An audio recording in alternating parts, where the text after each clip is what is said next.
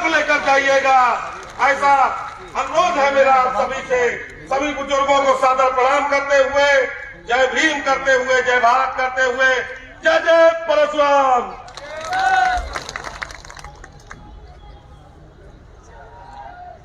माननीय मुख्य अतिथि जी 5 मिनट के अंदर आपके बीच होंगे। इधर जो बीबीएफ के साथी हैं और पुलिस के साथी हैं, जहां से गाड़ियां हो करके आना है उस रास्ते को खाली कर दें।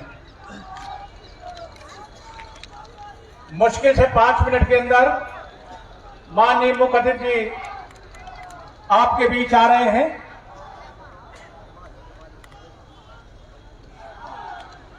ये रास्ता खाली करें। धन्यवाद।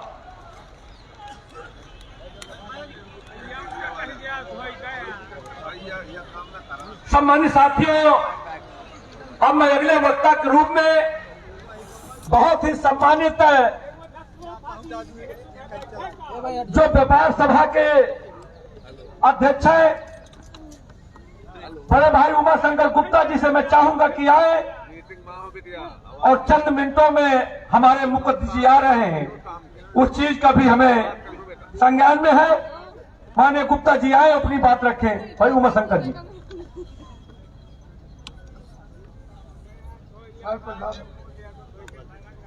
बाबा साहब को शरण अर्पित करते हुए एवं संस्थापक काशीराम जी को शरण अर्पित करते हुए सम्मानित मंच में बैठे प्रदेश जिला बुंदेलखंड चारों तरफ के पदाधिकारी एवं सम्मानित सामने बैठे हमारे बहुजन समाज पार्टी के कार्यकर्ता, सबको आज के इस प्रोग्राम में आने का धन्यवाद दे रहा हूं। आप लोग देखते हुए 5 साल इस भाजपा की सरकार को देख रहे हैं कि चाहे वो किसी समाज का हो, चाहे वो बिजली वाला व्यापारी हो या मजदूर हो या किसी प्रकार का मतलब अपने कार्यकर्ता या व्यापारी मतलब सर्विस वाला हो, यहाँ किस तरह से युवा पीढ़ी घूम रही है। केवल उनको यह आश्वासन दिया जा रहा है कि अगली तारीख भी आ रही है, अगली डेट भी आ रही है, और केवल उनको फार्म भरवा करके हजारों लाखों रुपए इकट्ठा करके उनकी डेट कैंसिल कर दी जाती है। व्यापारियों को आप देख रहे हैं, केवल करोड़पतियों ने चकल के ऑनलाइन व्यापार चालू हो गया। व्यापारी भाई आज केवल देखने के साफ सफाई करने में केवल झाड़ू लगाने के लिए रह गए हैं। वो अपनी पूरी रकम, पूरी पुरानी जो कमाई है उसको खा रहे हैं। भाजपा सरकार के उसमें केवल जीएसटी लागू हुआ है। मेरा क्या उनको ये कहने के लिए कि बैठ के आज 20% जीएसटी वसूली हो रही है।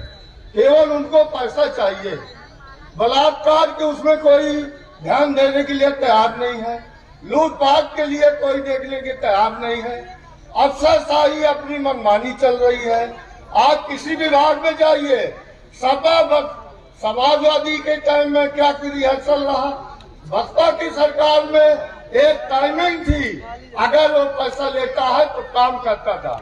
आप व्यापारी हो या कोई भी कर्मचारी हो, कोई भी जाता है अगर ऑफिस तो उससे क्या है, पैसा भी दो और चक्कर भी काटो। जीएसटी के नाम पर कागज इकट्ठा करो, इसके बाद उसका जो है पैसा नहीं जमा हो रहा है, 1 महीने 2 महीने उसकी जो है क्या हालत हो रही, भाग भाग के वो व्यापारी समझ रहा है। आज व्यापारी टूट गया है। इसलिए भाइयों, सभी भाइयों से अनुरोध कर रहा हूँ, यहाँ व्यापारी भाई भी होंगे और समाज मतलब सपा के कार्यकर्ता है, वो भी जानते हैं कि केवल गल्ला के पीछे वोट ले रहे हैं। 10 किलो बढ़ा दो, 2 महीना बाद और बढ़ गया, अब एक होली तक और बढ़ गया, क्योंकि चुनाव है। चुनाव में होली तक गल्ला बढ़ा दिए और वोट पे अपना बैंक मजबूत कर लिए। व्यापारियों को क्या मिला? केवल जीएसटी मिली। केवल उसूली मिली। 5 रुपए वो कमा रहा है, वहां से खरीदी रेट में लाया, 5 रुपए की भी जीएसटी दे रहा है, इसके बाद भी परेशान है। ऑनलाइन में देख रहे हैं, करोड़पति अरबपति मिल कंपनी से डायरेक्ट वो अपना ले लेते हैं माल और घर बैठे माल भेज रहे हैं उनको, क्योंकि 2000 रुपए व्यापारी से काम कम मिल रहा है।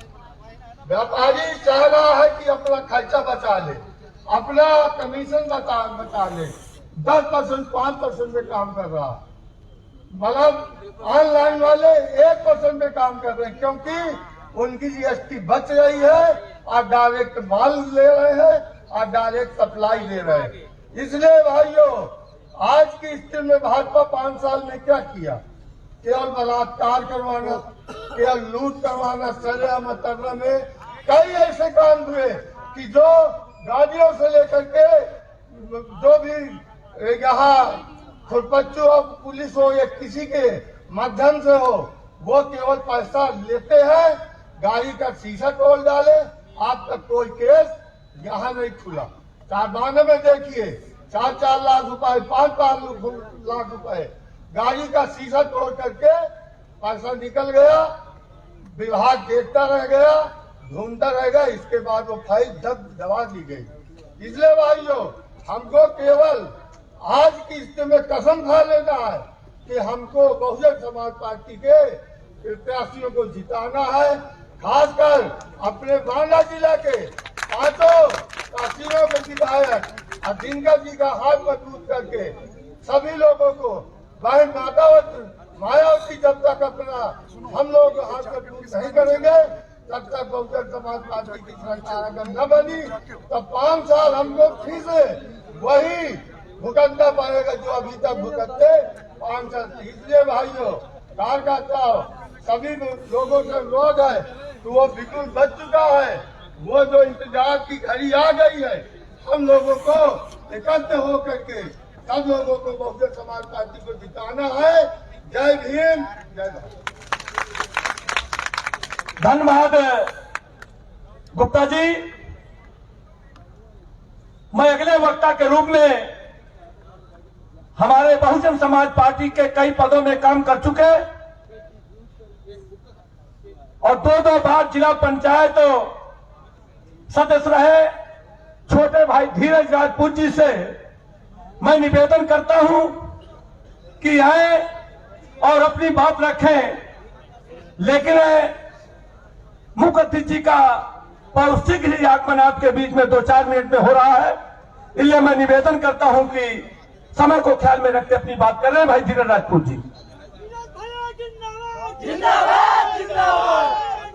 सबसे पहले परम पूज्य बाबा साहब डॉक्टर भीमराव अम्बेडकर जी को श्रद्धासुमन अर्पित करते हुए, मानवर काशीराम साहब को श्रद्धासुमन अर्पित करते हुए आज मंडलीय सम्मेलन में चीफ गेस्ट हमारे परम सम्मानित माननीय श्री सतीश मिश्रा जी और उनके साथ चल रहे उत्तर प्रदेश सरकार के सम्मानित परम सम्मानित माननीय नकुल दुबे जी और इस मंच में उपस्थित मेरे मार्गदर्शक माननीय जीसी दिनकर साहब, संचालन कर रहे हमारे बड़े भाई पूर्व जिला पंचायत अध्यक्ष बलदेव प्रसाद वर्मा जी और उपस्थित मंच में उपस्थित सम्मानित नेतागण और आज 2 जिले से इस मंडल से सभी सेक्टर बूथ और सम्मानित बुजुर्गों, भाइयों, माताओं, बहनों और पत्रकार बंधुओं, साथियों, आज आप लोग देश का, प्रदेश का हाल देख रहे हैं कि भारतीय जनता पार्टी की सरकार में क्या हो रहा है साथियों। लूट, घसोट, भ्रष्टाचार और गुंडेगर्दी आज भारतीय जनता पार्टी की सरकार में हो रहा है साथियों। 2007 में बहुजन समाज पार्टी की सरकार बनी। आप लोगों ने देखा होगा 2007 में बहुजन समाज पार्टी ने बांदा जिले में कितना विकास किया है। मेडिकल कॉलेज, कृषि महाविद्यालय, इंजीनियरिंग कॉलेज, कितनी रोड, चिल्ला पुल, कितना विकास किया है। 2012 के बाद आप साथियों देखिए, 2012 के बाद देखिए कि समाजवादी सरकार ने क्या किया है। कोई ऐसी योजना आप लोगों ने देखी होगी कि समाजवादी पार्टी कोई ऐसी योजना लागू की गई होगी या कोई विकास किया गया होगा। इसके बाद साथियों 2017 में भारतीय जनता पार्टी की सरकार आई। इसके बाद भारतीय जनता पार्टी की सरकार में आप एक अपने जिले की योजना बता दीजिए कि भारतीय जनता पार्टी ने एक विकास किया। साथियों सिर्फ मुंह से बोलते ही आता है, काम कम करते हैं, अब आप लोगों को गुमराह करते हैं। साथियों आने वाले समय में आप लोग सब जान गए हैं, आने वाले समय में सब लोग मिलकर बहुजन समाज पार्टी को, बहन कुमारी मायावती जी को 5वीं बार मुख्यमंत्री बनाने का काम करिए। इसी के साथ मैं अपनी बात समाप्त करता हूं। जय भीम, जय भारत। अब साथियों अगले वक्ता के रूप में मैं पीपी कुशवाहा जी को बोलने के पहले मैं निवेदन करूंगा ब्रजेश कुशवाहा जी से कि 1 मिनट में अपने गीत प्रस्तुत करें और मंच में तुरंत जाकर के। भाई ब्रजेश कुशवाहा जी तुरंत माननीय मुखर्जी जी आ चुके हैं। और मेरे जो बाएं ओर साथी खड़े हैं कार्यकर्ता साथियों से निवेदन है कि ये दाएं ओर आ जाए, क्योंकि यहाँ मुखर्जी जी का कार्यक्रम मुखर्जी आएंगे और चारों जनपद के चित्रकूट, बांदा, महोबा, हमीरपुर के जो भी कार्यकर्ता साथी आए हैं उनसे विनम्र निवेदन है कि जब तक मुखर्जी जी का एक एक बात आपके सामने ना आ जाए तब तक कोई हिलेगा नहीं।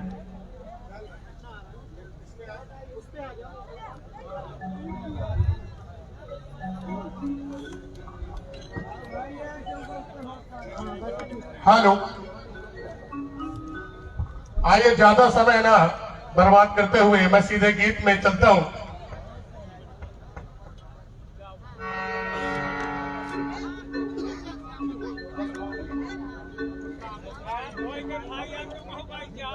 ओ मेरी बहना, ओ मेरी बहना, ये बहुजन समाज तुम्हें पीएम बनाएगा। पहले सीएम बनाएगा, इसके बाद फिर पीएम बनाएगा। ये कहना ब्रजेश कुशवाहा का है कि ओ मेरी बहना, ओ मेरी बहना, ये सर्वजन समाज तुम्हें सीएम बनाएगा। ओ मेरी बहना, ये बहुजन समाज तुम्हें सीएम बनाएगा।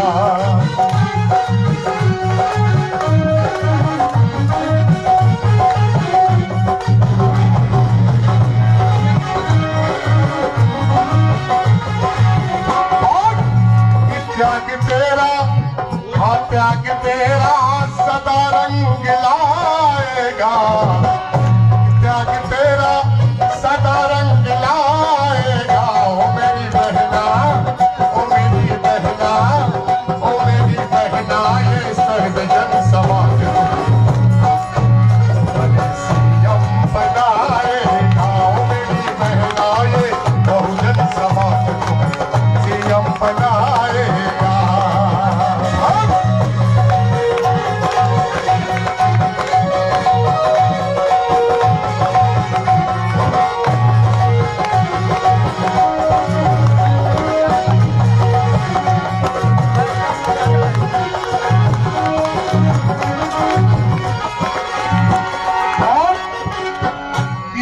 हिम्मत पे बहना हमें नाज है, तेरी हिम्मत पे बहना हमें नाज है। जियो जुग जुग यही दिल की आवाज है, जियो जुग जुग यही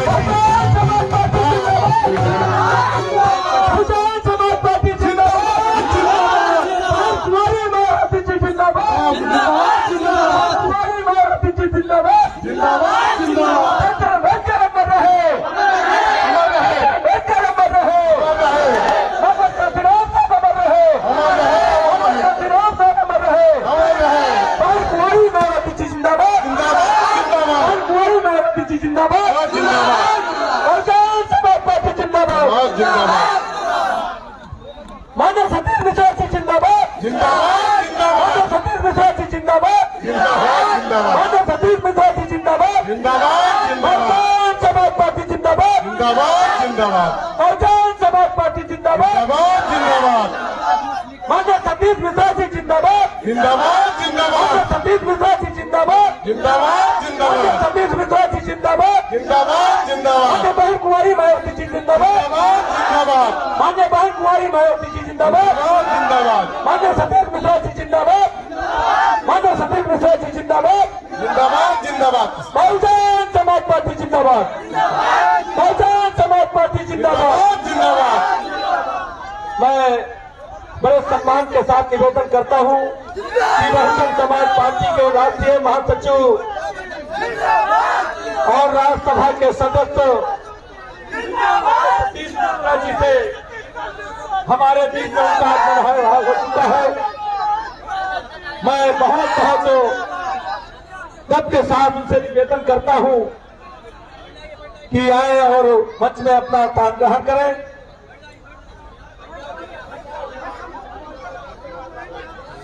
अब मैं मंचासीन साथियों से निवेदन करता हूं कि जो अधिक संख्या में मंचासीन पूर्व के हमारे पदाधिकारी हैं, मुझे नाम न लेना पड़े, उस मंच को कम कर दे। तो अब मैं हमारे बीच में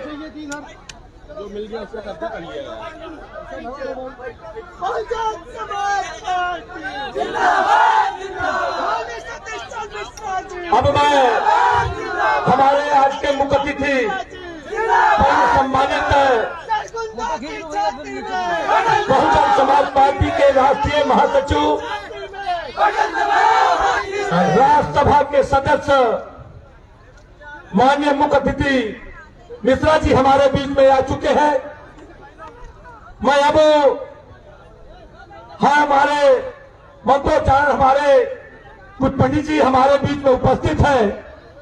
भाई श्री देवशरण दीक्षित जी, श्री कुलदीप गौतम जी, श्री राजा गौतम जी, श्री प्रभाकर जी, श्री रामाकांत ओझा जी, श्री द्वारका प्रसाद जी गर्ग जी, श्री विनोद पारे जी, मैं उनसे विनम्र निवेदन करता हूं कि आए और मुख्य अतिथि हमारे बीच में आ चुके हैं, वो अपना आगे का कार्यक्रम शुरू करें।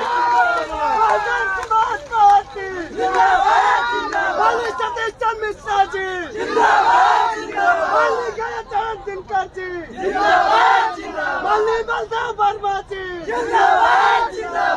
कुमारी मायावती जी, बहुजन समाज पार्टी।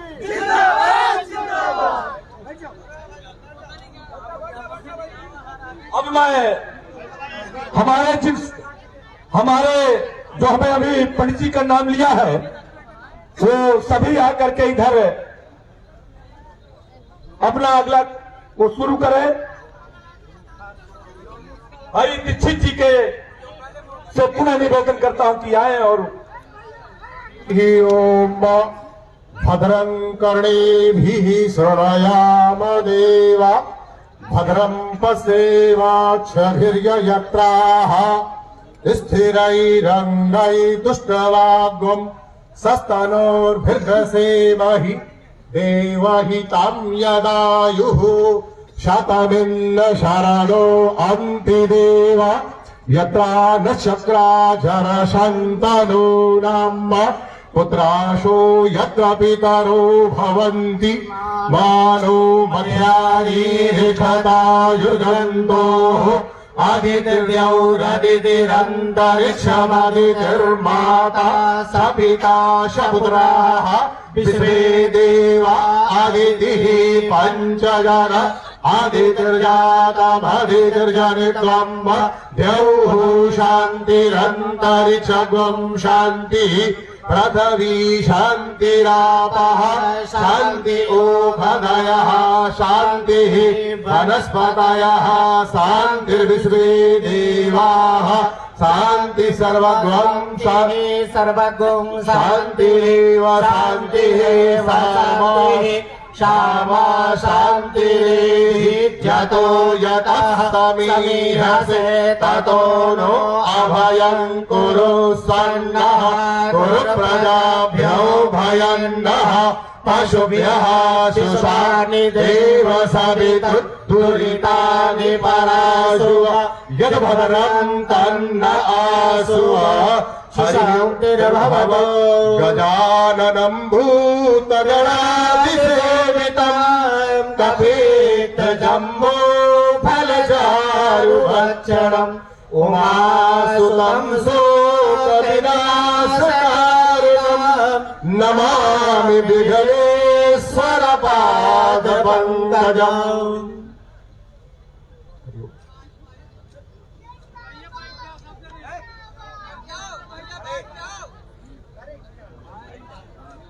मैं जो साथी कार्यकर्ता साथी मंच में आ चुके हैं उनसे निवेदन है कि मंच खाली कर दें, चूंकि ज्यादा संख्या हो गई है।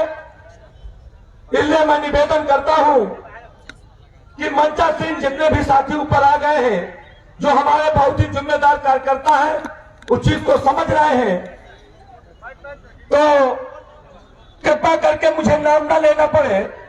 इसलिए निवेदन है कि वो साथी मंच को खाली कर दें। अब मैं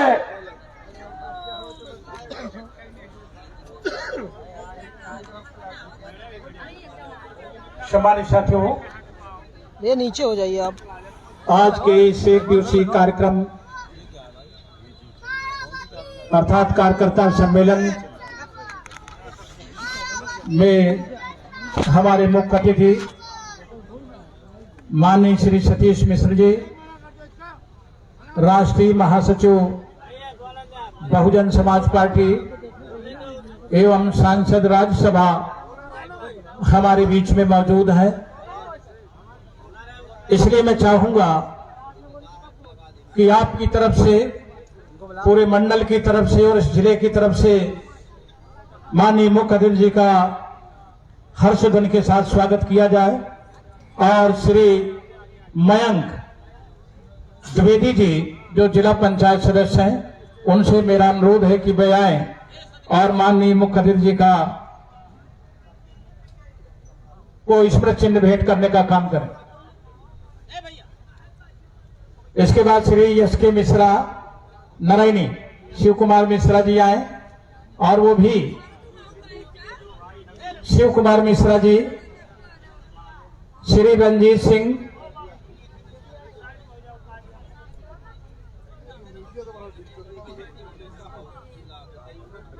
श्री रंजीत सिंह, इसके बाद श्री जितेंद्र सागर,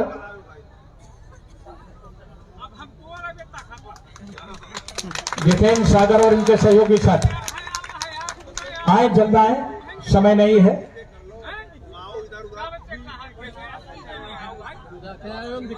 श्री मूलचंद्र यादव, आराम से आराम से।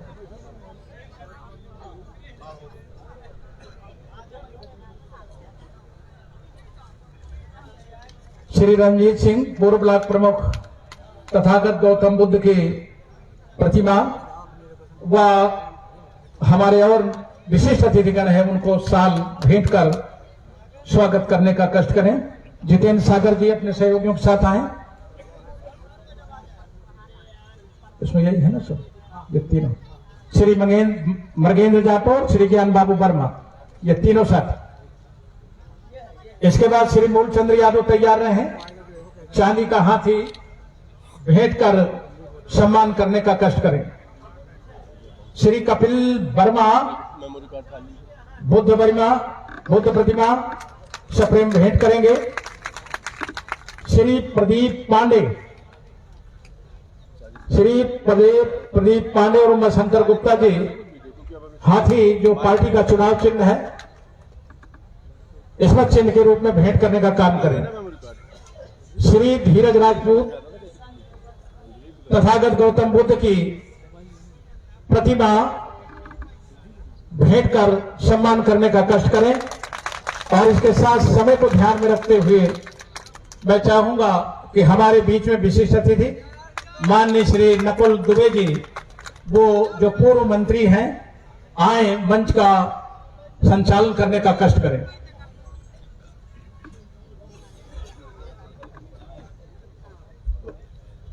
हेलो। माननीय जीसी दिनकर जी भगवान बुद्ध की प्रतिमा भेंट करेंगे माननीय मुख्य अतिथि जी को।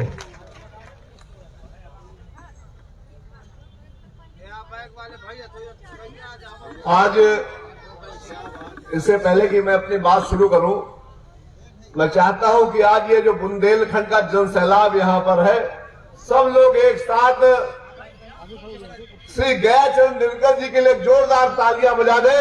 आज उनका ये जो पश्चिम है ये सबके सामने यहाँ पर फलीभूत हो रहा है। सर्वप्रथम भारतीय संविधान के रचयिता परम पूज्य बाबा साहब भीमराव अम्बेडकर एवं बहुजन समाज पार्टी के संस्थापक मानवर कांशीराम साहब को श्रद्धा सुमन अर्पित करते हुए बुंदेलखंड के नरेनी विधानसभा के आज इस अतर्रा क्षेत्र में आयोजित इस विशाल बैठक के मुख्य अतिथि बहुजन समाज पार्टी के राष्ट्रीय महासचिव परम सम्मानित परम आदरणीय सांसद राज्यसभा श्री सतीश चंद्र मिश्रा जी, पूर्व मंत्री और बहुजन समाज पार्टी में एक चट्टान की तरह से स्थापित सम्मानित श्री गयाचरण दिनकर जी, सम्मानित श्री अरुण द्विवेदी जी, माधव आजाद जी, श्री पूर्व विधायक आदित्य पांडे जी, राम सेवक शुक्ला जी, पूर्व मंत्री जी, धीरज राजपूत जी और यहाँ पर बैठे हुए हमारे सैकड़ों सम्मानित साथी, सामने की ओर बैठे हुए सम्मानित बड़े बुजुर्गों, मेरी माताओं, बहनों, बेटों, जवान साथियों, हम सब लोग अभी आप लोगों ने हमारे पूर्व वक्ताओं के विचारों को बहुत गंभीरता से सुनने का काम किया। मैं भी आप लोगों से मुखातिब हूं और सिर्फ दो चार बातें आपसे पूछ करके बैठना चाहता हूं। भाषण देना नहीं चाहता, मैं आपसे जानना चाहता हूं। जो लोग यहाँ पर बैठे हैं, जो लोग यहाँ पर खड़े हैं और यहाँ पर जो सामने की जनता है, मैं आप सबसे जानना चाहता हूं और सब लोग पुरजोर आवाज में जवाब देने का काम करिएगा। मुझको एक एक मुंह से जवाब चाहिए, कोई मुंह बंद नहीं रहना चाहिए। मैं आप सबसे जानना चाहता हूं, क्या 2017 से लेकर के 2021 के बीच में आज 21 का आखिरी दिन है, आप सब लोग जोर से बताइएगा, किसान परेशान है कि नहीं परेशान है? सब लोग बताइए, किसान परेशान है कि नहीं परेशान है? मजदूर परेशान है कि नहीं परेशान है? हमारी माताएं बहनें परेशान है कि नहीं परेशान है? हमारा नौजवान जो बेरोजगार है परेशान है कि नहीं परेशान है?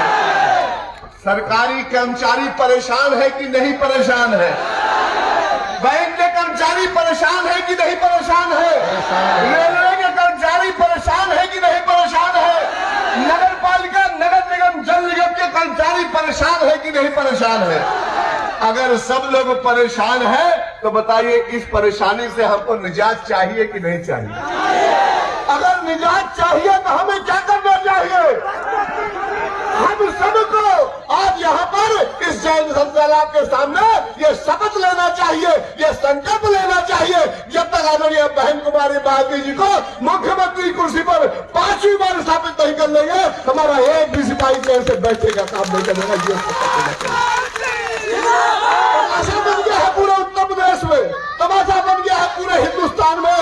आज बेचने का ठेका ले लिया इन्होंने, आप सब लोगों की काढ़ी कमाई से, आप लोगों के द्वारा टैक्स के पैसों से, चाहे वो रेलवे हो, चाहे वो गेल हो, चाहे वो तेल हो, चाहे वो बैंक हो, चाहे वो एयरपोर्ट हो, सब कुछ आज दो लोगों के हाथों में बेचने का काम किया जा रहा है।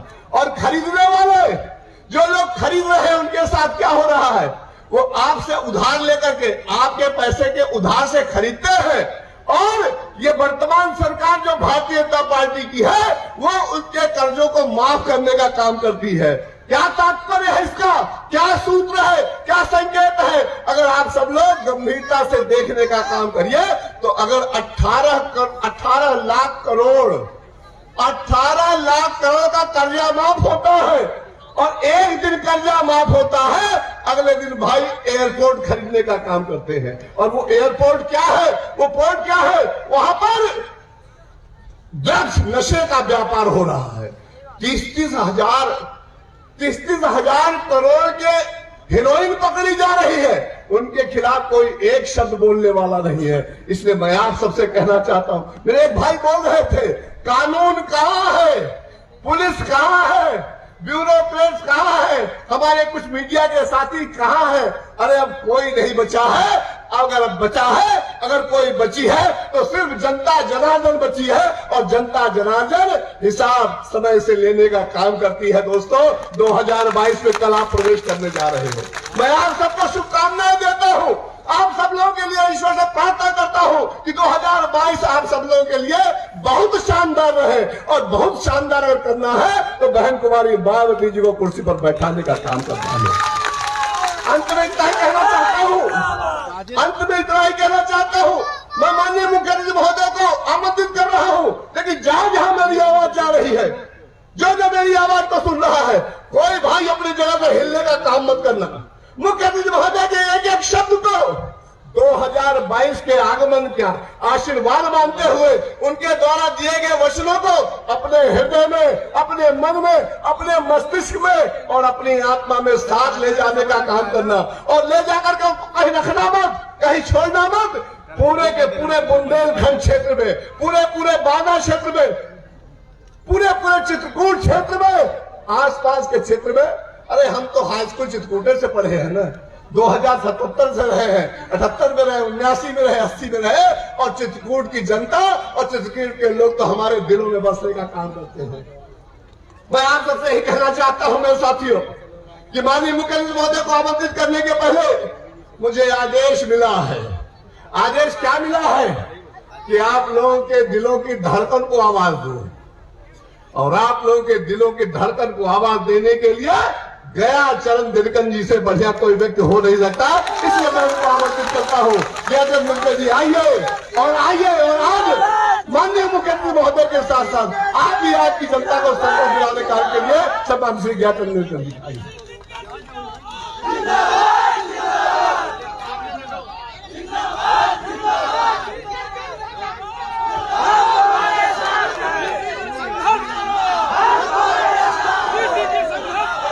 परम पूज्य भूष सत्य बाबा साहब अम्बेडकर, हमारे रहबर मानवर कांशीराम जी, नरैनी विधानसभा के अतर्रा में आयोजित बहुजन समाज पार्टी द्वारा ये एक दिवसीय कार्यकर्ता सम्मेलन के मुख्य अतिथि सम्मानित श्री मिश्र जी, विशिष्ट अतिथि सम्मानित श्री नकुल दुबे जी, पूर्व मंत्री उत्तर प्रदेश सरकार, और मंचासीन हमारे तमाम संगठन के जिम्मेवार पदाधिकारीगण, जिसमें प्रदेश के महासचिव सम्मानित श्री मौर्य जी सहित आप सभी को मैं माननीय मुख्य अतिथि जी से निवेदन करके आप सभी को नए साल की शुभकामनाएं देता हूं। नए साल का प्रत्येक क्षण आपकी प्रगति, आपके सम्मान और आपको संघर्ष देने की बराबर प्रेरणा देता रहे। मेरे साथियों, चूंकि ये कार्यक्रम है, मौसम भी बहुत ठीक नहीं था, जैसे ही माननीय मुख्य अतिथि जी हमारे बीच में आए वैसे ही मौसम ठीक हो गया। मौसम ठीक है, आप ठीक है, इसलिए समय से पूरी बात माननीय मुख्य अतिथि जी की आ जाए आपके बीच में। मैं तो आपके बीच में हमेशा रहता हूं, मैं अपनी बात रखता ही रहता हूं, इसलिए मैं ससम्मान आज के कार्यक्रम के मुख्य अतिथि माननीय परम आदरणीय सम्मानित श्री सतीश मिश्रा जी, राष्ट्रीय महासचिव बहुजन समाज पार्टी एवं सांसद, राज्यसभा को आमंत्रित करता हूं कि आएं, हमें और हमारे कार्यकर्ताओं को, सभी साथियों को मार्गदर्शन करने का कष्ट करें। धन्यवाद। बोलो समाज पार्टी जिंदाबाद, बोलो समाज पार्टी जिंदाबाद, बोलो समाज पार्टी जिंदाबाद, पवन कुमारी मायावती जिंदाबाद, पवन कुमारी मायावती जिंदाबाद, बाबा साहब बाबा साहब अमर रहे, बाबा साहब बाबा साहब अमर रहे, बाबा साहब बाबा साहब अमर रहे, बाबा साहब बाबा साहब अमर रहे, बोलो समाज पार्टी जिंदाबाद। माननीय मुख्यमंत्री, सबसे पहले संविधान के रचयिता, हम सबको संविधान के जो उन्होंने बना के दिया उसके तहत शक्ति देने वाले डॉक्टर बाबा साहब भीमराव अम्बेडकर तथा बहुजन समाज पार्टी के संस्थापक मानवर्षी काशीराम जी को श्रद्धा सुमन अर्पित करते हुए मंच पर उपस्थित श्री नकुल दुबे जी, पूर्व कैबिनेट मंत्री उत्तर प्रदेश, श्री गयाचरण दिनकर जी, पूर्व कैबिनेट मंत्री तथा जो आपके बीच में अब की बार फिर से आपके प्रत्याशी के रूप में और आपके होने वाले विधानसभा में जो चुनाव हो रहा है उसमें जीत करके एमएलए बनने वाले श्री गयाचरण दिनकर जी, जिनके साथ हमारा बहुत पुराना साथ रहा है और उनके बारे में आप लोगों को तो बताने की जरूरत है ही नहीं कि किस तरह के कर्मठ व्यक्ति हैं, किस तरह से बहुजन समाज पार्टी के एक जांबाज सिपाही अगर हम कहें तो सही माने में अगर किसी को उत्तर प्रदेश में देखना है तो ये श्री दिनकर जी, गयाचरण दिनकर जी हैं, जो कि दिन रात खाली कैसे बहुजन समाज पार्टी को आगे बढ़ाया जाए, कैसे जो बहुजन समाज का हमारा उद्देश्य है, बहुजन समाज पार्टी का, हमारी नेता बहन मायावती जी का, कि कैसे हर वर्ग के लोगों को, खास तौर से उसमें गरीब लोग, दलित लोग, पिछड़े वर्ग के लोग, महिलाएं, किसान, इन सबको कैसे जो है उनको आगे बढ़ाया जाए, उनकी कमियां पूरी करी जाएं, उनको अच्छा एक ऐसा माहौल दिया जाए जिससे कि वो लोग आगे बढ़ सकें। इसमें 24 घंटे लगे रहते हैं और बहन मायावती जी के हाथ बराबर मजबूत करते रहते हैं। श्री मानवेंद्र आजाद मौर्य जी, जो हमारी पार्टी के महासचिव हैं, श्री जगदीश प्रजापति जी, पूर्व मंत्री श्री चंद्रमान परेल जी, श्री पूर्व विधायक श्री बलदेव प्रसाद वर्मा, मुख्य सेक्टर प्रभारी श्री सत्येंद्र वर्मा जी, मुख्य सेक्टर प्रभारी श्री सुरेश तिवारी, चित्रकूट बार एसोसिएशन के अध्यक्ष, और उनके साथ में आए हुए सभी वकील बंधु, उनका मैं खास तौर से स्वागत भी करता हूं, धन्यवाद भी करता हूं कि वो हमारे बीच में हैं। श्री उमाशंकर गुप्ता जी, व्यापार मंडल के अध्यक्ष, उनका भी बहुत बहुत धन्यवाद, क्योंकि व्यापारी आज के रोज जितना परेशान है उत्तर प्रदेश में वो किसी से छुपा नहीं है। उससे तो नोट भी लेते हैं भारतीय जनता पार्टी वाले, वोट भी लेते हैं और फिर चोट भी उसी को पहुंचाने का काम करते हैं, ये किसी से छिपा नहीं। श्री पीपी कुशवाहा जी, श्री गुलाब वर्मा जी, जिलाध्यक्ष बांदा, श्री रामवेद अहिरवार जी, जिलाध्यक्ष हमीरपुर, माननीय श्री शिव बाबू जी, जिलाध्यक्ष चित्रकूट, श्री गंगादीन अहिरवार जी, जिलाध्यक्ष महोबा। हमारी पार्टी में जो जिला अध्यक्ष होते हैं वो आपको कहीं पर कभी भी एक स्थान पे नजर नहीं आते, और वो इसलिए नहीं आते कि वो 24 घंटे काम करते रहते हैं। आप उनसे अभी 1 घंटे बाद पूछेंगे तो आपको पता लगेगा कि दूसरे स्थान पर है, फिर थोड़ी देर बाद पता लगाएंगे तो कहीं पर और है। और इसीलिए हम लोगों की एक बहुत बड़ी महत्वपूर्ण कड़ी होती है और इनके ऊपर हम लोग अपनी पार्टी का पूरा भार जो है इनके माध्यम से हम लोग आप तक पहुंचने का काम हर जिला अध्यक्ष से उत्तर प्रदेश में जो बहुजन समाज पार्टी का होता है उसके माध्यम से करने का काम करते हैं। और ये उन्हीं में से हमारे 4 जिलाध्यक्ष हैं। श्री पुष्पेंद्र सिंह जी, जो कि प्रत्याशी हैं करवी चित्रकूट से, जो अभी आपके बीच में मौजूद हैं, ये करवी से हमारे प्रत्याशी हैं। जिनको कि बहन माइती जी ने आज आशीर्वाद देकर के और आपका आशीर्वाद प्राप्त करने के लिए इनको आपके समक्ष भेजने का काम किया है। श्री बलवीर पाल जी, ये मऊ मणिपुर से, चित्रकूट से हमारे प्रत्याशी हैं और इनको भी बहन माइती जी ने आपके पास भेजा है कि आप इनको अपना आशीर्वाद दें। इनके साथ में हमारे साथ आपके पड़ोसी जिले से जहानाबाद से श्री आदित्य पांडे जी भी यहाँ मौजूद हैं। इनको भी वहां से हमारी पार्टी की मुखिया बहन माइती जी ने आदित्य पांडे जी को भी वहां से चुनाव के मैदान में उतारने का काम किया है। इसके साथ साथ में दो ऐसे नाम हैं जिनके बारे में आपके बीच में खुशखबरी के रूप में भी और ये दायित्व हमको हमारी नेता बहन माइती जी ने दिया है कि वो हम आपके सामने सूचना रखें। और वो क्या है, वो बबेरू से विधानसभा से श्री राम सेवक शुक्ला जी, इनको हमारी पार्टी की मुखिया ने बहन माइती जी ने इनको आशीर्वाद देकर के और आपके बीच में यहाँ पर उतारने का काम किया है। और ये हमारे प्रत्याशी आज बबेरू से इनकी घोषणा करने की जिम्मेदारी भी बहन माइती जी ने हमको देने का काम किया। इसको हम आपके सामने सूचना के रूप में देने का काम भी कर रहे हैं। इनके साथ साथ में लोधी समाज से श्री रोधी धीरज राजपूत जी, जो कि बांदा विधानसभा से सदर से, ये नौजवान साथी हैं हम लोगों के और बहुत ही मजबूत साथी हैं।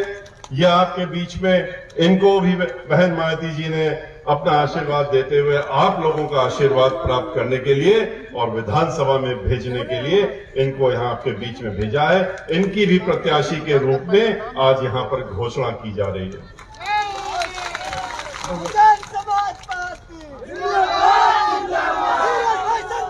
भाइयों,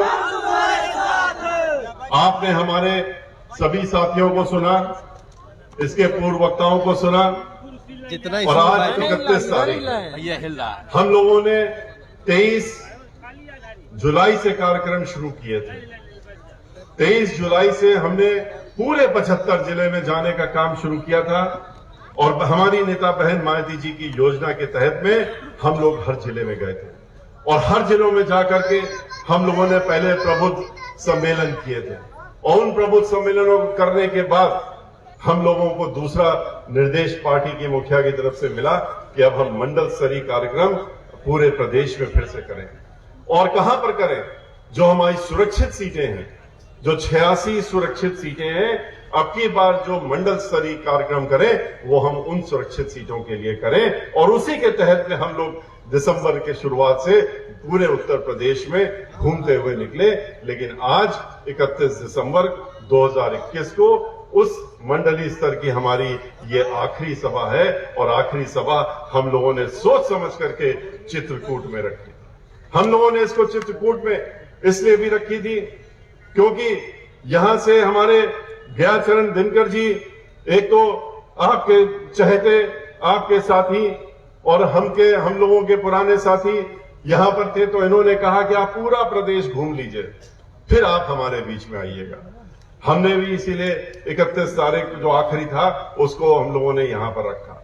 लेकिन इसके साथ साथ में एक ये भी था कि हम लोग, ये ऐसा धाम है चित्रकूट धाम, जहां पर कि हम लोगों को जब भी मौका लगता है, चुनाव हो या चुनाव ना हो, हम लोग यहाँ पर आते हैं और भगवान श्री राम का और हम लोग कांता जी का आशीर्वाद लेकर के यहाँ से जाने का काम करते हैं। लेकिन हर बार जब जब यहाँ आते हैं तो एक नई ऊर्जा के साथ में वापस जाते हैं और एक नई ऊर्जा के साथ में हम लोग काम करने का, हम लोग को एक ऊर्जा मिलती, जो आशीर्वाद मिलता है उसके तहत में एक नई ऊर्जा मिल जाती है, तो उसके साथ में आगे बढ़ने का काम करते हैं। और अब की बार पूरा प्रदेश घूमने के बाद शुरुआत हमने अयोध्या से की थी, जहां भगवान श्री राम लला का मंदिर की बात करके और वोट मांगने का काम और वोट लेने का काम ये लोग भारतीय जनता पार्टी वाले करते हैं और मंदिर नहीं बनाते। आज भी वहां पर कुछ नहीं किया। धर्म के नाम पे तो आपसे बार बार घूम करके कहेंगे कि हमको तुम वोट दे दो और हम राम का मंदिर बनाएंगे और हम बड़े भारी धर्मात्मा हैं। लेकिन आपने देखा जो हमारे साथी लोग, जो यहाँ के लोग अयोध्या गए, जो हमारे साथ में भी अयोध्या में बहुत से यहाँ के लोग थे, जब हमने 23 तारीख को अयोध्या गए थे, 23 जुलाई को, तो वहां इनका असली चेहरा और इनका खुलासा करने का काम हमने किया था। हमने दिखाया था कि कैसे अयोध्या में आज पूरे 2 वर्ष हो गए, 2 वर्ष होने के बाद भी जब सर्वोच्च न्यायालय का निर्णय आया, इनकी देर नहीं थी। ये तो कहते हैं हमारी डबल इंजन की सरकार है, उत्तर प्रदेश में भी है और केंद्र में भी है, जो चाहे वो कर सकते हैं, और करके कहते हैं हम दिखाते भी हैं। कैसे किसानों के बारे में किया इन्होंने, वो दिखाने का काम किया कि कैसे कानून बनाए, काले कानून, वो भी दिखाने का काम किया। लेकिन राम मंदिर के बारे में इन्होंने कभी भी कोई न कानून बनाने का सोचा वहां पर रह करके, और न कभी आगे बढ़ने का काम किया। जब सर्वोच्च न्यायालय ने निर्णय दे दिया, तो निर्णय देने के बाद भी इन्होंने आज तक राम मंदिर बनाने का काम नहीं किया। 23 जुलाई को जब हम वहां गए थे, पूरे अयोध्या में घूमे हम तो पहले भी जाते रहे हैं, हमेशा दर्शन करके आते थे, लेकिन अब की बार जब गए थे तो सोच के जा रहे थे कि अब तो वहां पर राम मंदिर बन गया होगा और हम रामलला के दर्शन मंदिर के अंदर करेंगे। लेकिन वहां तो कुछ भी नहीं था। इन्होंने जो लाखों लाख करोड़ों रुपए इकट्ठा किए, पिछले 2 वर्षों में जब निर्णय आया, आपके भी जिले में घूम घूम करके, हर जगह जा जा करके इनकी संस्था, जो अन्य संस्थाएं, उनके लोग झोला लेकर के घूमते रहे और कहते रहे कि पैसा दे दो, चंदा दे दो, हमें राम मंदिर बनाना है। लाखों करोड़ रुपया पहले इकट्ठा कर चुके थे, लाखों करोड़, यहां से भी विदेशों से भी। कहां गया वो रुपया? फिर से रुपए की जरूरत पड़ गई और दोबारा भी इन्होंने रुपया, अब की बार हजारों करोड़ रुपया इकट्ठा कर लिया, लेकिन कहां ले गए वो किसी को नहीं मालूम। ले कहां जाते हैं वो? नाम तो लेते हैं राम का, मंदिर के नाम पे वोट लेते हैं, नोट लेते हैं, लेकिन उसका बाद पैसा इस्तेमाल कहां करते हैं? अपनी पार्टी चलाने के लिए, अपनी संस्थाओं को चलाने के लिए, और उसके लिए इस्तेमाल करने का काम करते हैं। अभी अखबार में पढ़ रहे थे कि भारतीय जनता पार्टी एक तूफान लाने वाली है पूरे उत्तर प्रदेश में इस चुनाव में, और कैसे लाएगी? 100 हेलीकॉप्टर वो लेकर के आ गए हैं, 100 हेलीकॉप्टर उतारने जा रहे हैं पूरे उत्तर प्रदेश में, और हर जिले में आपको बड़ी बड़ी गाड़ियां, उनके वैन टेलीविजनों के साथ दिखेंगे, और वो और चीजें भी बांटते हुए नजर आएंगे। ये वो इसलिए जो ये रुपया जो राम के नाम पे लेते हैं, उसका इस्तेमाल इन कामों पे करते हैं। और भगवान राम के नाम पे पैसा तो लिया, लेकिन जब हम वहां गए तो देखा कि वहां तो नींव भी नहीं खुदी थी, खुदना भी शुरू नहीं हुई थी, तो मंदिर क्या बनेगा?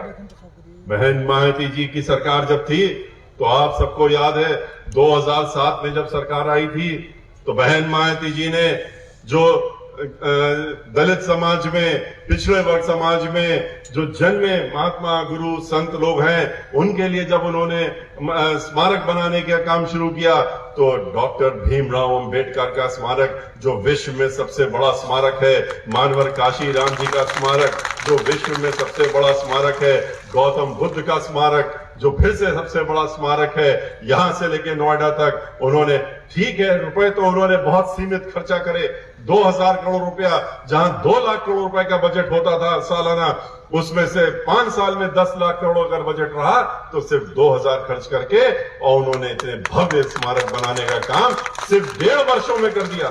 1.5 वर्षों के बाद पूरी आम जनता, पूरे देश की, दुनिया की, वहां पर जा करके और स्मारकों में जा करके, घूम करके और देखने का काम कर रहे थे। और लेकिन यहां 2 वर्ष हो गए, 2 वर्ष में तो नींव भी खोदना नहीं शुरू हुई। क्यों? क्योंकि वहां नियत ही खराब है। जब नियत खराब है तो कहां से मंदिर बनेगा? पैसा इकट्ठा करना, वोट लेना, खाली ये जब नियत हो, तो कहां से उम्मीद कोई कर सकता है कि ये राम का मंदिर बनाने का काम करेंगे? ये राम का नाम तो लेते हैं सिर्फ, लेकिन दूसरे कारणों से लेते हैं, वोट के लिए लेते हैं। राम को इन्होंने एक वोट की वस्तु बना के रख दिया है।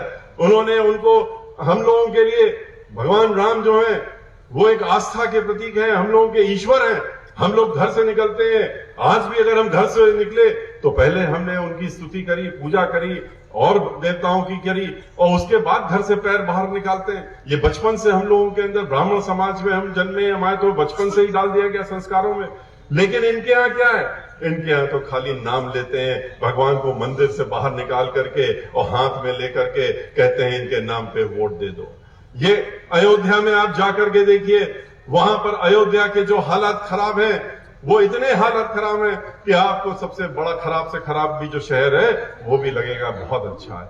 वहां पर अगर कोई काम हुआ तो किसने किया? बहुजन समाज पार्टी की जब सरकार थी तब उन्होंने, चाहे बहन मायावती जी की सरकार में सीवेज ट्रीटमेंट प्लांट बना, वहां पर दसियों करोड़ रुपए लगा करके वहां पर सरयू नदी का तट बनाया गया, उसको ठीक किया गया। वहां पर पूरे अयोध्या में सीवर लाइन नहीं थी, पूरे अयोध्या में सीवर लाइन डाली गई, पानी की लाइन डाली गई, और वहां पर जो परिक्रमा होती है 14 कोसी, उसकी सड़क को पहले चौड़ा किया गया और उसके बाद ठीक किया गया, जिससे कि जो आस्था के लिए लोग आते हैं, वहां पर दर्शन के लिए आते हैं, वहां पर माथा टेकने आते हैं, उनको सुविधा मिल सके। लेकिन कभी भी वोट नहीं मांगा, हम लोगों ने कभी भी वोट नहीं मांगा इस नाम से, जिस तरह से भारतीय जनता पार्टी मांगती है। हम लोगों ने कभी भी वृंदावन के नाम पे वोट नहीं मांगा। काम जरूर वहां पर किया, 550 करोड़ रुपए खर्च करके वृंदावन का पूरा रूप बदलने का काम किया हम लोगों ने, समग्र विकास करने का काम किया। वहां पर चाहे सीवेज ट्रीटमेंट प्लांट हो, चाहे सीवर लाइन हो, वाटर लाइन हो, और चाहे बिजली घर हो, चाहे नया अस्पताल 100 बेड का बनाया हो, चाहे विधवा आश्रम बनाया हो, चाहे वहां बस अड्डा बनाया हो, और चाहे वहां पर मेला की घोषणा की हो, जितने भी कार्यक्रम थे, बिजली घर बनाने का काम किया, वो सब हम लोगों ने किया, लेकिन वोट उसके नाम से नहीं मांगा। हम लोगों ने चित्रकूट में जाकर के, यहां पर आकर के जब देखा है, अब की बार देखा है चित्रकूट की हालत क्या है। ये भी तो भगवान राम का ही स्थान है, यहां तो पूरा परिवार रहा था, यहां पर तो 1-2 वर्ष नहीं, वहां तो जन्म हुआ था, यहां तो रहे वो बड़े होकर के 12 वर्षों से ज्यादा यहां रहे, और पूरा परिवार यहां रहा। और यहां के क्या हालात हैं, आपके यहां आने में हमको 5 घंटे 6 घंटे लग गए, जो 3 घंटे में आना चाहिए, 2.5 घंटे में आना चाहिए, वहां 6 घंटे लगे यहाँ पहुंचते पहुंचते। ये हालत यहाँ की सड़कों की भी और यहाँ के जो इर्द गिर्द जगह है उसका भी है। और इसीलिए जब चित्रकूट हम अभी आए थे, जब हम पिछले 3 महीने 4 महीने पहले हम दर्शन करके, परिक्रमा करके जब यहां से लौटे थे, उसी समय हमने यहाँ पर माथा टेकते समय कहा था, आने दीजिए अब की बार बहुजन समाज पार्टी की सरकार, आप दीजिए आशीर्वाद बहुजन समाज पार्टी की सरकार बनाने के लिए। और अब की बार जिस तरह से समग्र विकास हम लोगों ने वहां पर वृंदावन का किया था, उसी प्रकार से चित्रकूट धाम का भी हम लोग समग्र विकास करने का काम अपनी सरकार में अवश्य करने का काम करेंगे, जिससे कि यहाँ पर जो आते हैं श्रद्धालु लोग, उनको यहाँ पर दिक्कतें ना आए, उनको परेशान ना होना पड़े, उनको ठोकरें ना खानी पड़े। हम लोग भी अब की बार आपके आशीर्वाद से और आप लोगों के समर्थन से और ईश्वर के आशीर्वाद से अब की बार ये तो तय है, क्योंकि आपके यहाँ तो मैं आखिरी मीटिंग इस मंडलीय स्तर की कर रहा हूं, लेकिन ये तय है, मैं आपको निश्चित रूप से बता सकता हूं कि अब की बार बहुजन समाज पार्टी की सरकार 2022 में आ रही है। जिस तरह से जन सैलाब आज आप यहां देख रहे हैं उमड़ा हुआ है, इसी तरह से जन सैलाब जहां जगह छोटी पड़ गई, मैदान छोटे पड़ जाते हैं, इसी तरह से हर जिले में जहां जहां अभी हम लोग गए हैं, वहां पर जन सैलाब जो हम लोगों ने देखा है, बहन मायावती जी को मुख्यमंत्री बनाने के लिए जो संकल्प लेने के लिए लोग हम लोगों के साथ खड़े हुए हैं, वो दिख रहा है कि आने वाला कल नहीं, आने वाला जो वर्ष है, वो नया वर्ष जो है वो आपका होने वाला है। और खाली नया वर्ष ही नहीं, अगले 5 वर्ष भी जो है आपके ही होने वाले हैं और आपके लिए शुभ भी होंगे। और इसी के साथ मैं आपको शुभ, ये जो नया वर्ष है 2022 का, एक नया बदलाव लाएगा, पूरे प्रदेश में एक नया बदलाव लाएगा। पूरे प्रदेश में जब आएगा तो इस देश का भी बदलाव अपने आप होना मजबूरी हो जाएगी, ये भी आप लोग देखने का काम करेंगे। लेकिन भाइयों, इसके लिए कुछ चीजें जरूरी हैं, आपको भी जानकारी होनी चाहिए उन चीजों की, आपको भी एहसास होना चाहिए कि जो मुखौटा ओढ़ के आते हैं आपके बीच में फिर आएंगे, राम राम करते हुए आएंगे, सीता का नाम नहीं लेंगे, सीता का नाम कभी नहीं लेते, क्योंकि सीता से इनको पता नहीं क्या नाराजगी है, क्यों महिलाओं से नाराजगी है, ये आज तक हम समझ नहीं पाए कि महिलाओं का नाम भी नहीं लाना चाहते हैं। अरे वो तो ईश्वर है, तो भगवान है, देवी है माई, उनका नाम तो ले लो, लेकिन राम कहेंगे, सीताराम नहीं कहेंगे। हम लोग सीताराम कहते हैं, हम लोग किसी से मिलते हैं तो आपस में पहले मिलते समय सीताराम करके एक दूसरे का हम लोग मिलने का काम करते हैं। हम लोगों ने जब सरकार थी तो सीता जी जहां बिठूर में रही थी, जहां लव कुश थे, वाल्मीकि आश्रम था जहां रही थी, हम लोगों ने वहां जाकर के भी समग्र विकास करने का काम किया।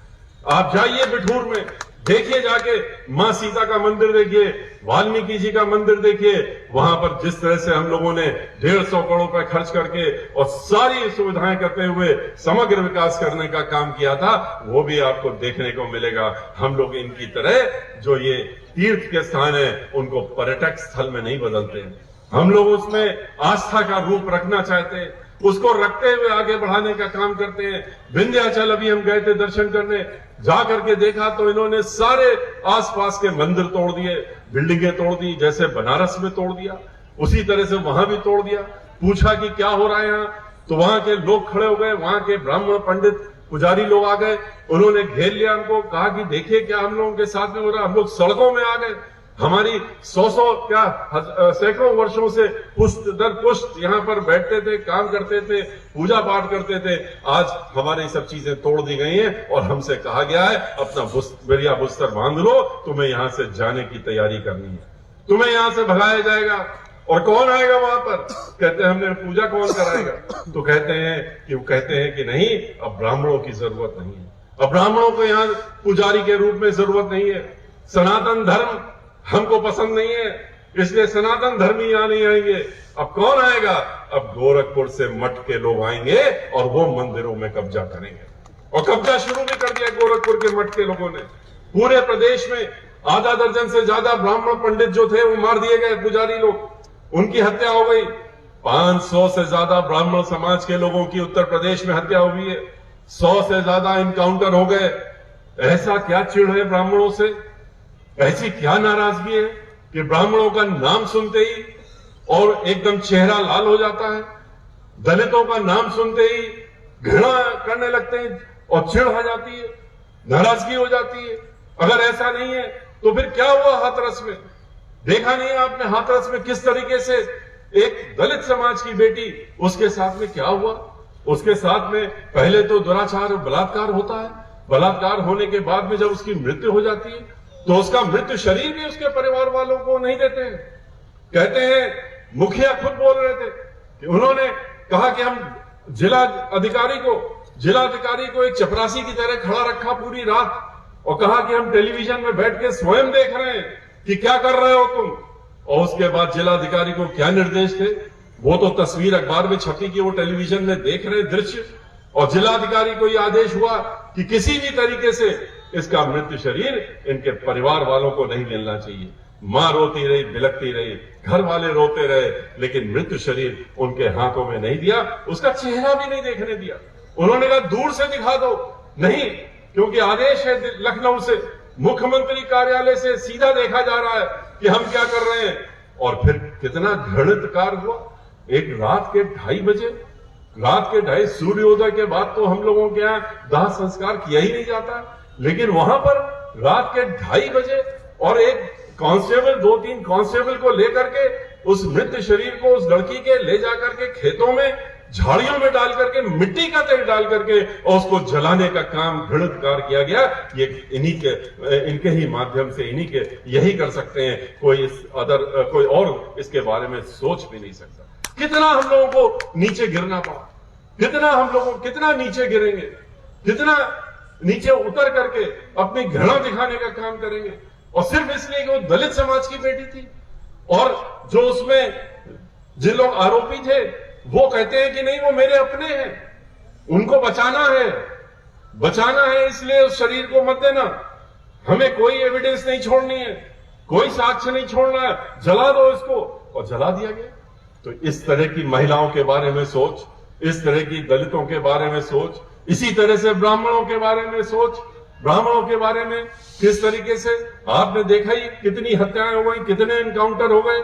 पढ़े लिखे लोग आपके बुंदेलखंड में ही, महोबा में ब्राह्मण समाज का व्यापारी, वो क्या उसकी गलती थी? वो पैसा नहीं दे रहा था, वसूली करी जा रही थी उससे, उसको गाड़ी में, उसी की गाड़ी में बैठ करके और गोली मार दिया आईपीएस अधिकारी ने। और मारने के बाद आज 1.5 वर्ष हो गया है, वो आईपीएस अधिकारी कहीं नजर नहीं आया। कहीं पकड़ा नहीं गया, आज तक नहीं दिख रहा है। अभी कोई और ब्राह्मण समाज का, कोई और किसी समाज का जो आरोपी हो तो 24 घंटे भी नहीं लगेंगे, उसको तो पकड़ के ले ही आएंगे, उसकी गाड़ी भी पलटा देंगे, गाड़ी पलटाने के बाद उसको गाड़ी से बाहर भी निकालेंगे और उसके बाद गोलियों से भून भी देंगे। और यहां 1.5 वर्ष हो गया है, अभी एक IPS अधिकारी को नहीं ढूंढ पाई है सरकार। क्यों नहीं ढूंढ पाई? क्योंकि उसको बचाना है, वो अपना है, वो उनका अपना है, इसलिए उसको बचाना है। और ब्राह्मण समाज के व्यक्ति को मारा है तो उसको शाबाशी देनी है।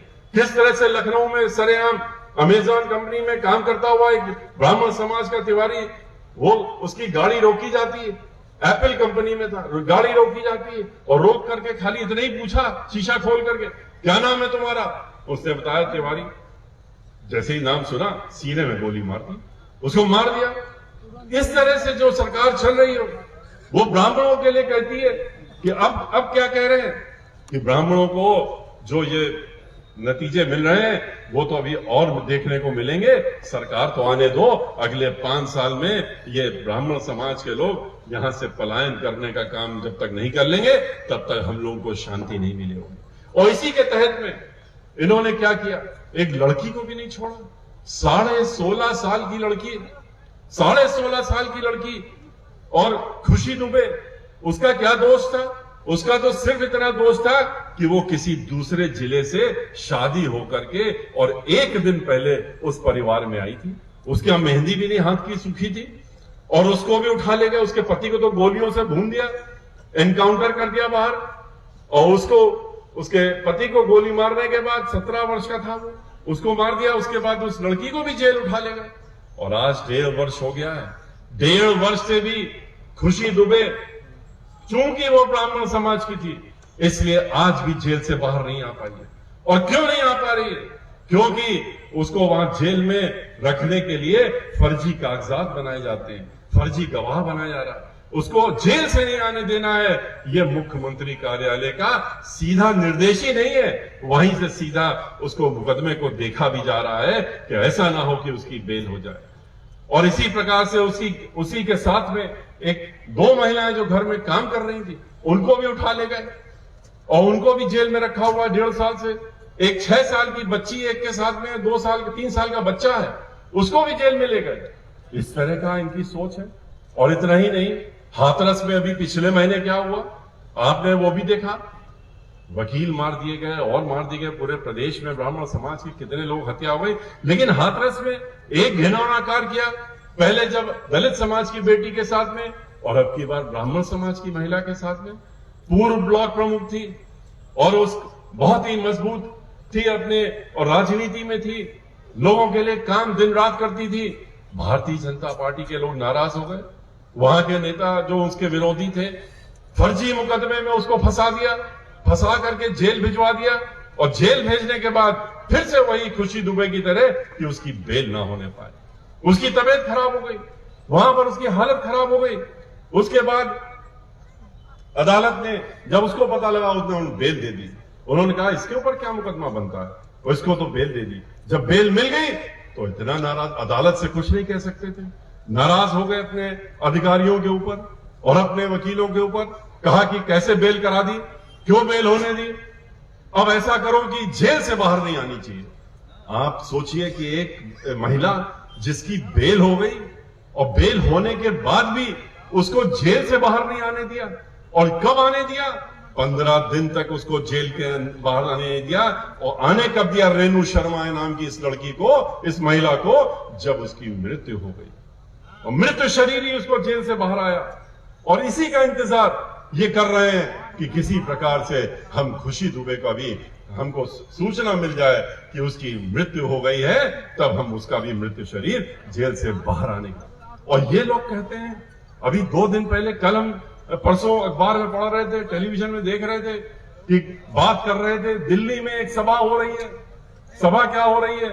वहां के बड़े जो इनके नेता हैं वो अपने घर में बुला करके उत्तर प्रदेश के जो इनके सरकार में 5, 6, 8 ब्राह्मण समाज के लोग, जिनको गुलदस्ते की तरह रखे हैं, जिनके हाथों में कोई ताकत नहीं है, जो एक आवाज नहीं बोल सकते, अगर बोले तो मंत्रालय से बाहर हो जाएं, तो ऐसे लोगों बुला करके ये कह रहे थे कि ब्राह्मण समाज नाराज है, क्या करा जाए, कैसे उसको संभाला जाए। चुनाव आ गया है, ब्राह्मण समाज को संभाल लो, चुनाव के बाद फिर निपट लेंगे उनसे। और इसलिए ब्राह्मण समाज के बारे में क्या बोलते हैं, जब मीडिया ने बोला कि पूछा एक इनके ही राज्यसभा के एमपी से कि ब्राह्मण समाज नाराज है, क्या कहते हैं, तो जवाब देते हैं ये ससुरे ब्राह्मण जाइए कहां, इनको तो हमारे पास रहना ही पड़ेगा, इनको तो हमारे ही पास रहना पड़ेगा। ये भूल जाते हैं कि ये ससुरे ब्राह्मण एक दो नहीं है जो समझ रहे हैं, ये कहते हैं इनको हम बाहर कर देंगे, दहशत फैला करके उत्तर प्रदेश से बाहर कर देंगे। 14% हैं ब्राह्मण समाज के लोग, और 14% 25 करोड़ में जब गिना जाता है तो 3 करोड़ के करीब हो जाते हैं। अगर 5 करोड़ हमारे दलित समाज के भाई बहन हैं तो 3 करोड़ के करीब हमारे ब्राह्मण समाज के लोग भी हैं। और इनको क्या दबाओगे, क्या डराओगे, क्या धमकाओगे, जो करना था वो तो कर लिया, लेकिन अब क्या करोगे। और ऐसे भी जो कुछ भी कर सकते हो अभी और भी कर लोगे। लेकिन ये लोग भगवान परशुराम की वंशज हैं, ये लोग दबने वालों में से नहीं है और डरने वालों में से नहीं है। ये लोग जो है, ये लोग जवाब देना जानते हैं, और जवाब दे करके और आप अपने हाथ में सत्ता लेने का काम भी करते हैं। और चाणक्य ने भी करके दिखाया किस तरीके से उन्होंने चंद्रगुप्त मौर्य को बैठालने का काम किया था, ये भी देखा। ब्राह्मण समाज के लोगों ने अगर पहले किया है तो ब्राह्मण समाज के लोगों ने 2007 में भी करके दिखाया। पूरे प्रदेश में ब्राह्मण समाज के लोग इकट्ठा हुए थे, एकजुट होकर के हमारे साथ में इकट्ठा हुए। हम पूरे प्रदेश में उस बार भी घूमे थे, और उसके बाद हमने कहा था कि ब्राह्मण समाज के लोगों से अगर आप चाहते हैं अपना खोया हुआ मान सम्मान स्वाभिमान वापस लाना चाहते हैं तो फिर आप भाईचारा बनाइए।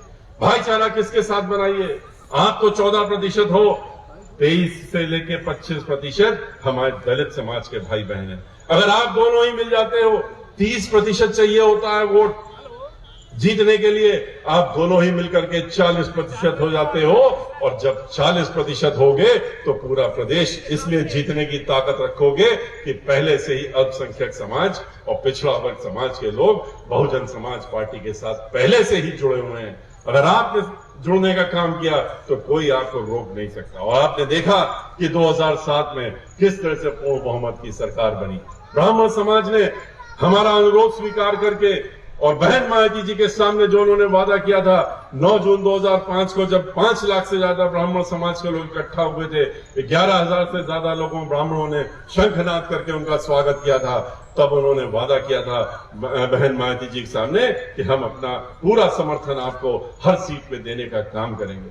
बहन मायावती जी ने भी उस दिन जब हमने गणेश जी की प्रतिमा उनके हाथ में दी थी तो हमें आज भी याद है, सीधे वो ब्राह्मण समाज की तरफ से दी थी। वो माइक पर गई थी और उन्होंने क्या कहा था, उन्होंने कहा था हाथी नहीं गणेश है, ब्रह्मा विष्णु महेश है। और ये कहकर के अपनी बात थोड़ी सी थी। हमारे बहुत से साथी उस समय जो वहां थे, दिनकर जी भी, नकुल दुबे जी, सब लोग वहां उस समय मौजूद थे, उनको भी ये याद है। और उसके बाद जब सरकार बनी तो बहन मायावती जी ने सरकार के पहले जो कहा था कि हम सम्मान बढ़ाएंगे, उन्होंने पूरा सम्मान बढ़ाने का काम किया ब्राह्मण समाज का। और हर तरीके से हर जगह बढ़ाने, उन्होंने सर्वजन का किया, सबको लेकर के किया। तो ब्राह्मण समाज को भी पीछे नहीं छोड़ा, चाहे फिर पहला चीफ सेक्रेटरी, पहला डीजीपी, पहला लॉ सेक्रेटरी और पहला advocate general, additional advocate general, अतिरिक्त महाधिवक्ता उत्तर प्रदेश के दोनों, और चाहे 4000 सरकारी वकील हो, और चाहे 15 कैबिनेट मंत्रालय देने की बात की हो,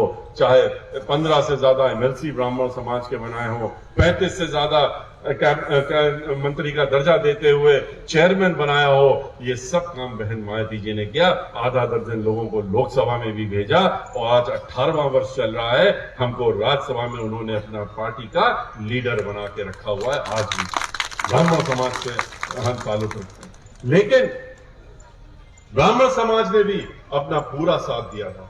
हमने उनसे अनुरोध उस दिन किया था जो आज फिर हम आपसे कर रहे हैं, अपने साथियों से जहां जहां भी हैं, जो नहीं भी आए हैं, जो हमारी बात सुन रहे हैं, उनसे भी हम कर रहे हैं कि ब्राह्मण समाज के लोगों ने उस समय हमारी बात मानी थी। हमने कहा था कि अगर आप चाहते हैं कि आपका मान सम्मान स्वाभिमान जो है वापस लौटे तो बहुजन समाज पार्टी के हाथ मजबूत करिए। लेकिन हम तब समझेंगे कि आपने हाथ मजबूत करे अगर आपने खाली जहां से ब्राह्मण समाज के लोग चुनाव लड़ रहे हैं उनको वोट देने का काम किया, तो हम नहीं मानते कि आपने हमारा साथ दिया। वहां पर तो हमारे दलित समाज के भाई बहन, हमारे पिछड़ा वर्ग के भाई बहन और अन्य हमारे अल्पसंख्यक समाज के लोग अपना वोट दे करके आपको जिताने का काम कर रहे हैं। लेकिन आपका तो हम सब मानेंगे कि आपने साथ दिया जब हमारी जो उस समय 84 सीटें थी सुरक्षित, जो 84 सुरक्षित सीटें हैं उसमें अपना तन मन धन लगा करके और अपनी पूरी ताकत लगा करके हमारे इन भाई बहनों को जिताने का काम करिए।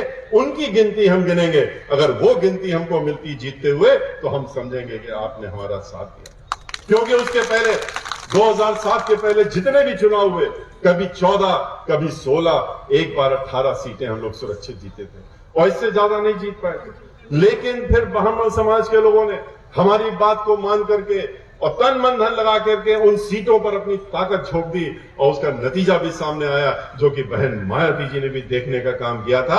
हम लोग 84 में से 62 सीटें जीते थे, 62 सीट जीत करके, और हम लोगों ने फिर पूर्ण बहुमत की सरकार बनाई थी। 45 ब्राह्मण समाज के लोग जीते थे, बीएसपी से पहले 3 हुआ करते थे, लेकिन 45 जीते थे, पर 62 सीटें हम लोग रिजर्व में थी। और जो हारे भी थे वो थोड़े थोड़े वोटों से हारे थे। इसलिए आपको ये ताकत अब की बार इतनी लगानी है, इतनी झोंकनी है कि जो हमारी 86 सीटें हैं, उन 86 सीटों में अब की बार 86 की 86 सीटें हम लोग सुरक्षित जीत करके बहन मायावती जी को दोबारा दिखाने का काम करें और बताने का काम करें कि किस तरीके से ब्राह्मण समाज आज बहुजन समाज पार्टी में पूरी तरीके से उसने अपनी ताकत लगाने का काम किया है। और इतना ही नहीं, आपको तो ये भी देखना है कि कौन सी सरकार चाहिए। क्या ऐसी सरकार चाहिए जो खाली अपने ऊपर विज्ञापन में पैसा खर्चा करती है, खाली 300 करोड़ रुपया महीना अपने ऊपर विज्ञापन में इसलिए खर्चा करती है कि उनका चेहरा हर अखबार के हर पन्ने में आपको दिखे। जब भी अखबार खोलिए, पहले पन्ने से लेकर आखिरी पन्ने तक आपको उनका चेहरा दिखेगा और ये कहते हुए दिखेगा कि हमने बहुत अच्छे काम कर दिए हैं। टेलीविजन खोलिए, उसमें दिखेगा 3600 करोड़ रुपया एक साल में और 20,000 करोड़ रुपया उन्होंने 5 साल में लगा दिए। अगर यही रुपए उन्होंने गरीबों के ऊपर लगा दिए होते, दवाई में लगा दिए होते, अस्पतालों को ठीक करने में लगा दिए होते, तो कोरोना के दौरान लाखों की संख्या में, जो उत्तर प्रदेश में हजारों की संख्या में लोग मरे। और किस लिए मरे कि दवाई नहीं मिली, इंजेक्शन नहीं मिला, सिलेंडर नहीं मिला, गैस नहीं मिली, ऑक्सीजन नहीं मिली और डॉक्टर नहीं मिले, नर्स नहीं मिली। इसकी वजह से उन्होंने दम तोड़ दिया और इतने लोग मरे कि उनको जलाने की भी जगह नहीं मिली, उनके दफनाने की जगह भी नहीं मिली। लोगों ने नदियों में बहाने का काम किया, गंगा नदी में बहाने का काम किया, गंगा किनारे दबाने का काम किया और ये लोग 20,000 करोड़ रुपया अपना ऊपर खर्च करके ये दिखाने का काम करते हैं कि देखिए हम कितना अच्छा काम कर रहे हैं। इसलिए इनका असली चेहरा पहचान के रखिए। ये आपके नहीं है, ये आपके ऊपर धर्म का मुखौटा कभी किसी चीज का करके आएंगे। महिलाओं से कहा था, इन्होंने वादा किया था, वादे करने में तो ये नंबर 1 है, लेकिन वादे करने समय झूठ बोलने में भी नंबर 1 है। अगर झूठ बोलने का कंपटीशन पूरे विश्व में हो जाए तो भारतीय जनता पार्टी वाले नंबर 1 पर आएंगे, कहीं पीछे नहीं आएंगे। महिलाओं से कहा कि हम तुम्हें सुरक्षा देंगे, तुम्हें हम रसोई बहुत सस्ती कर देंगे। क्या किया इन्होंने? सुरक्षा कैसी दी? महिलाओं की सुरक्षा के बारे में तो अभी हमने बताया आपको। इनकी खुद की एनसीआरबी की रिपोर्ट पढ़ लीजिए, हमारे आंकड़े नहीं है। अगर आप देख लीजिए इनकी जो खुद की रिपोर्ट है, हर 2 घंटे में उत्तर प्रदेश में एक महिला के साथ में हर 2 घंटे में उसके साथ दुराचार और उसके साथ बलात्कार हो रहा है। क्या यही सुरक्षा मांगी थी? गैस सिलेंडर जो 200 रुपए का था वो 1300 का पहुंच गया, 1200 का पहुंच गया। पेट्रोल के दाम, डीजल के दाम जो 100 रुपए और 110 पहुंचाने का काम करके हर चीज की महंगाई बढ़ा करके रसोई में उन्होंने महिलाओं की कमर तोड़ने का काम कर दिया।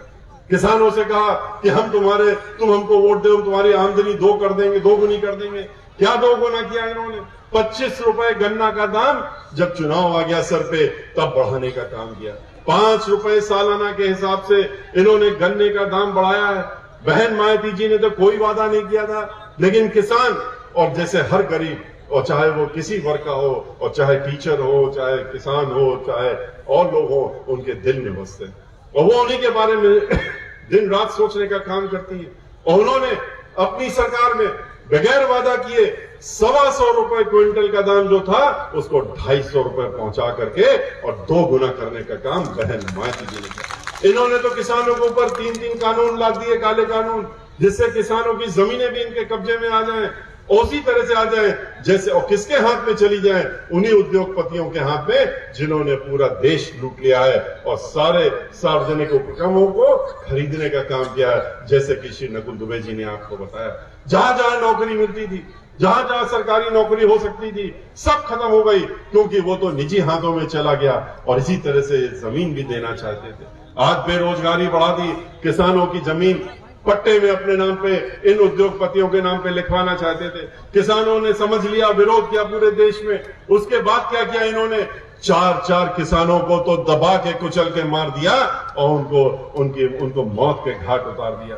किसानों का 700 से ज्यादा लोगों की शहादत हो गई, 700 से ज्यादा किसान मर गए।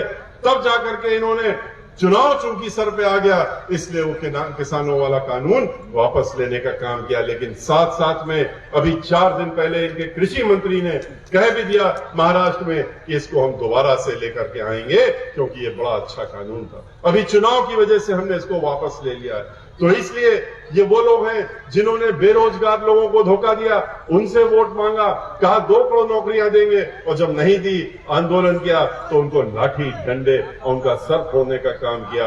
और फिर सलाह क्या देते हैं कि जाओ पकौड़ा बेचो। पकौड़ा बेचने की सलाह देते हैं उनको। पकौड़ा बेचना, सब्जी लगाना, ठेला लगाना, ये हमारी पार्टी बुरा नहीं मानती है, क्योंकि हमारी पार्टी तो है ही गरीबों के लिए, बनी ही उन्हीं के लिए, दिन रात काम उन्हीं के लिए करती है।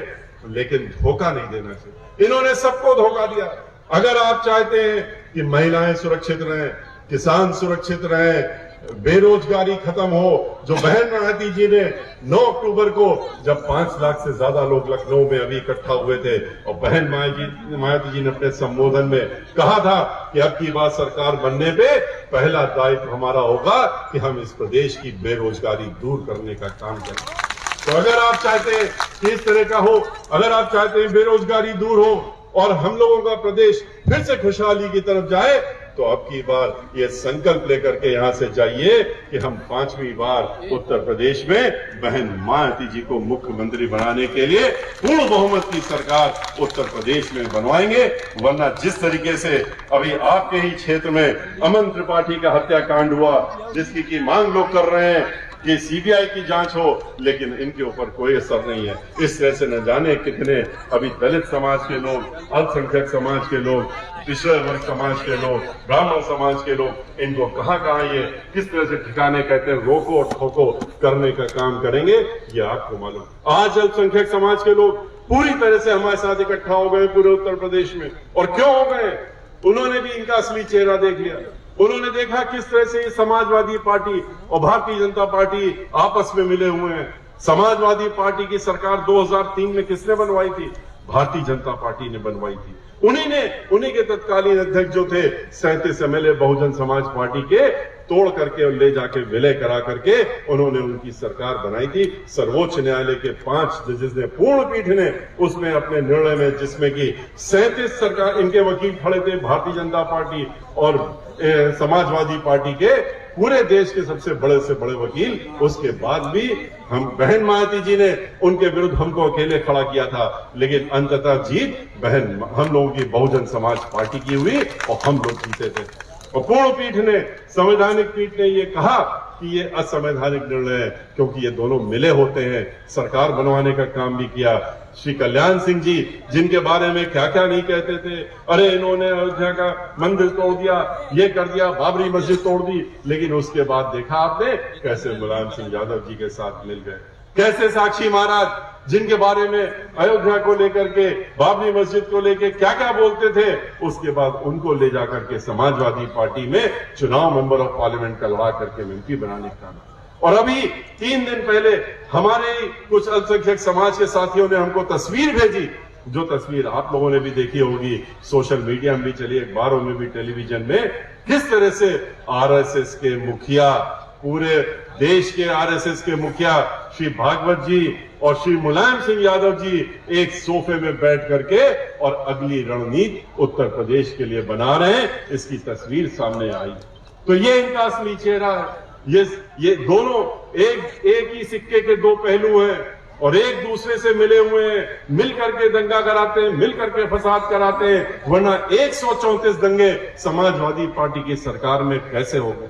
समाजवादी पार्टी की सरकार तो वो है कि जब आती है, आते ही उसके गुंडागर्दी, माफियागर्दी, दहशतगर्दी, डकैती, फिरौती, बलात्कार, दंगे, फसाद, हर चीज शुरू हो जाती है। क्यों कहते हैं कि यही हमारा काम है और उसी को महारत हम लोग रखते हैं, हमारे कार्यकर्ता उसी महारत रखते हैं और इसी के तहत में चलते हैं। लेकिन बहन मायावती जी सर्वजन हिताय, सर्वजन सुखाय की सरकार चलाने का काम करती है, सबको एक साथ लेकर के काम करती हैं, एक भाईचारा बना के लेकर के काम करती हैं और ये करके उन्होंने अपनी सरकार में दिखाने का भी काम किया। इसलिए भाइयों, आपसे मेरा अनुरोध है कि यहां से जाने के बाद इन सब बातों को भूल मत जाइएगा।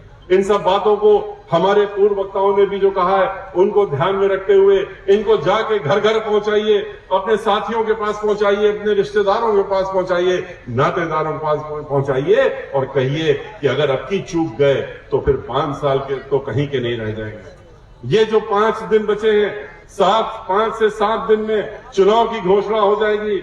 इसमें अपनी पूरी ताकत लगा दीजिए। अगले 2 महीने में पता नहीं कौन सी तारीख में आपका चुनाव होगा, लेकिन इस चुनाव की तैयारी आपको आज से 24 घंटे शुरू करनी पड़ेगी अगर आपको अपनी सरकार बनानी है। हमारे ये साथी लोग जो यहाँ पर हैं, ये इनको प्रत्याशी बहुजन समाज पार्टी के प्रत्याशी के रूप में जरूर हैं, लेकिन बहुजन समाज पार्टी और हमारी मुखिया आप सब लोगों को अपना प्रत्याशी मानती है और हम भी आपको अपना प्रत्याशी मानते हैं। और जिस तरह से एक प्रत्याशी अपने लिए मेहनत करता है, जीतने के लिए, वोट पाने के लिए, सरकार बनाने के लिए, उसी तरह से आप भी अपनी योजना बनाना शुरू कर दीजिए आज से और अपनी सरकार बनाने का काम करिए।